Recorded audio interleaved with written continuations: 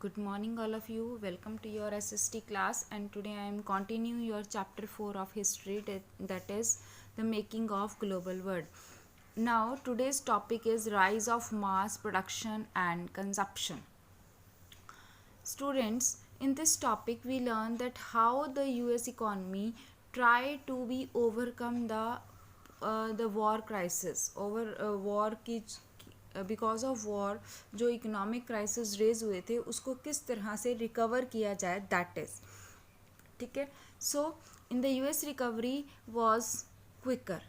US में the recovery of the economic crisis that is because of the world war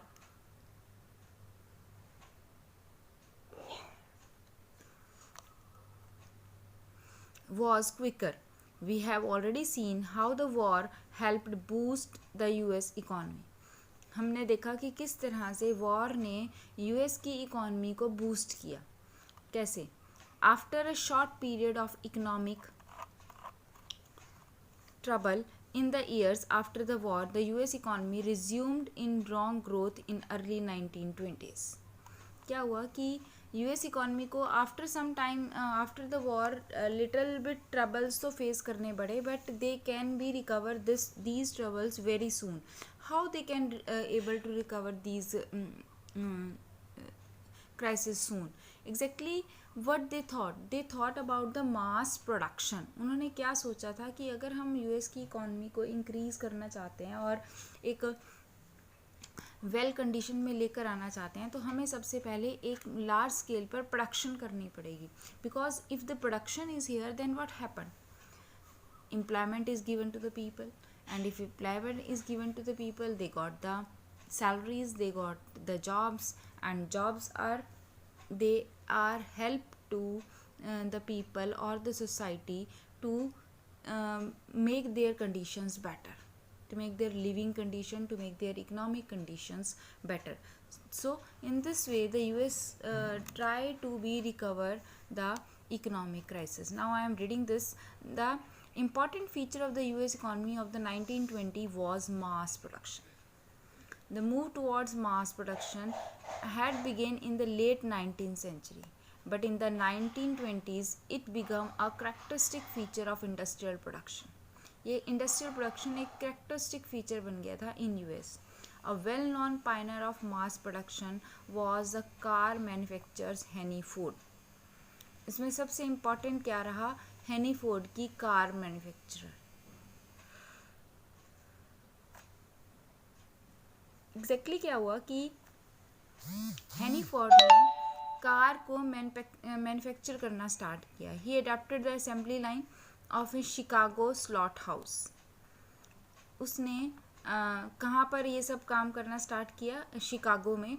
in which slaughtered animals were picked apart by butchers as they came down a conveyor to this new car plant in Detroit. He adapted assembly line of Chicago slaughterhouse. Slaughterhouse होता है जहाँ पर animals को packed किया जाता था in the form of meat. ठीक है, वहाँ पर उसने कार जो हैं उनको बनाना स्टार्ट कर दिया, उनको असेंबल करना स्टार्ट कर दिया. और इसके अलावा उसने एक नया कार प्लांट लगाया इन Detroit. He realized that the assembly line method would allow a faster and cheaper way of producing vehicles. Actually वे क्या करता था कि जो स्लॉटर हाउस था वहाँ पर तो वो कार के पार्ट्स को असेंबल करता था और बाकी एरियाज़ में उनको बनाता था. असेंबल बनाने में क्या मतलब है कि एग्जैक्टली वो क्या करता था?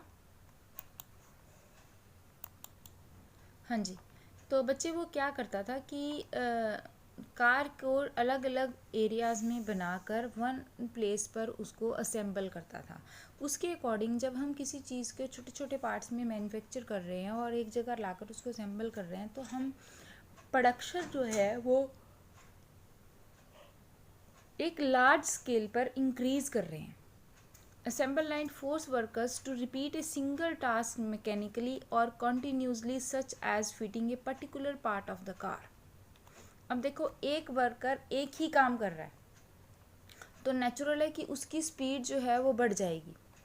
वो एक सिंगल टास्क को मैकेनिकली और कॉन्टीन्यूसली कर रहा है तो उसकी स्पीड बढ़ जाएगी. This was a way of increasing the output पर वर्कर, और इसकी वजह से उसकी जो आउटपुट है वो इंक्रीज़ हो जाएगी by speeding up the pace of work, और क्योंकि वो जल्दी करना सीख जाएगा उसको.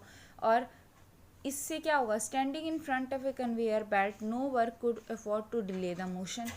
और जब हम एक मशीन के आगे खड़े हैं तो उसमें क्या डिले का तो मतलब ही नहीं होता. जैसे मशीन वर्क करेगी हमें उसमें काम करना है. टेक अ ब्रेक और even have a friendly word with A workmate. इसमें उस चीज़ का कोई वो नहीं है, क्योंकि डिले हम ब्रेक नहीं ले सकते किसी भी तरह का, किसी के साथ बात नहीं कर सकते, क्योंकि अगर हम सपोज हम बात कर रहे हैं और जो मशीन है उसने अपना प्रोसेस कर दिया तो वो रॉन्ग हो जाएगा. ठीक है. As a result Henry Ford came out of the assembly line at a 3 minutes interval, a speed much faster than that achieved by previous methods. इसका मतलब क्या हुआ कि वो 3 मिनट में एक कार रेडी कर रहा था. Just in 3 minutes one car, and this was a very faster rate. How is possible? Because things are made anywhere else. जो छोटे छोटे पार्ट्स हैं वो कहीं और बन रहे हैं, एक जगह आकर बस असेंबल हो रहे हैं वो. ठीक है. And the Model Ford was the world's first mass produced car. और मॉडल फोर्ड जो था वो सबसे वर्ल्ड का सबसे पहला फास्ट प्रोड्यूसिंग कार थी. तो ये जो मास प्रोडक्शन थी इससे क्या हुआ, लोगों को एम्प्लॉयमेंट इंक्रीज हो रही थी. ठीक है. अब एम्प्लॉयमेंट इंक्रीज के साथ साथ अब क्या हो रहा था, और वो क्या चीज़ लेके आ रहा था. At first, workers at the Ford factory were unable to cope up with the stress of working and assemble lines in which they could not control the pace of work. यहाँ पर उसे एक और प्रॉब्लम इंक्रीज हो गई कि जो workers थे वो इतनी कॉन्टीन्यूसली इतनी फास्टली वर्क नहीं कर पा रहे थे, तो वो अपने काम के साथ कॉप अप नहीं कर पा रहे थे. ठीक है. And so the quit in large numbers. इसलिए उन्होंने क्या किया, उन्होंने जॉब ही छोड़ दी कि हम हेक्टिक शेड्यूल नहीं कर पाएंगे. In depression Ford double the daily wages. और डिप्रेशन में आकर फोर्ड ने क्या किया कि वर्कर्स की सैलरी को डबल कर दिया. that is $5 in January 1914. At the same time, he banned trade unions from operating in his plants. और उसने ये भी कर दिया कि ट्रेड यूनियंस जो हैं वो मेरे उसमें वर्क नहीं करेंगी, क्योंकि ट्रेड यूनियंस क्या होती हैं कि वो व्यापार की यूनियंस बनी होती हैं और उसके अकॉर्डिंग उनको उन टर्म्स के अकॉर्डिंग उन्हें वर्क करना पड़ता है. तो इसलिए उसने वहाँ पर वर्क करने से मना कर दिया. Now Henry Ford recovered the high wages by rapidly speeding up the production line and forcing workers to work ever harder.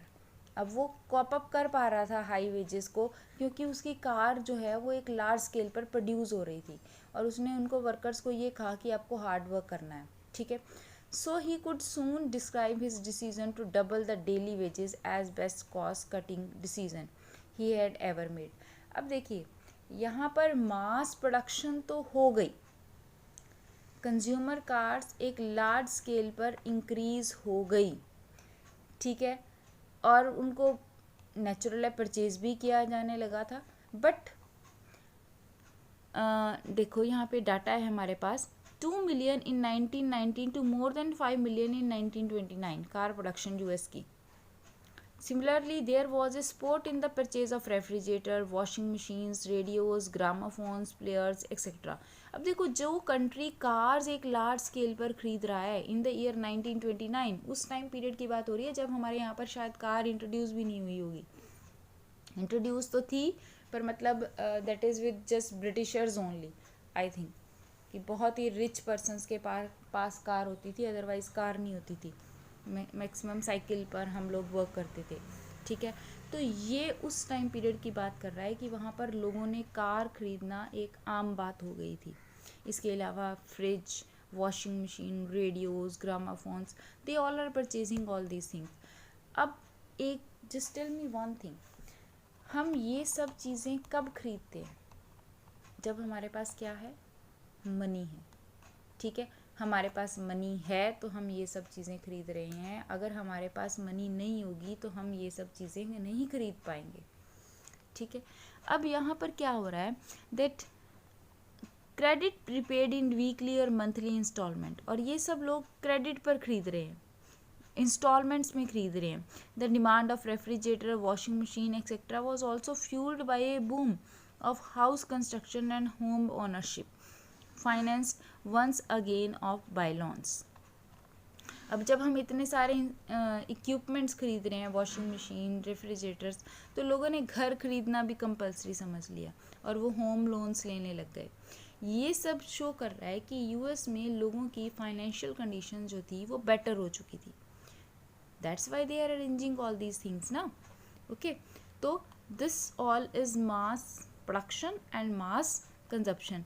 But इसके बाद क्या हुआ, what happened after this? Now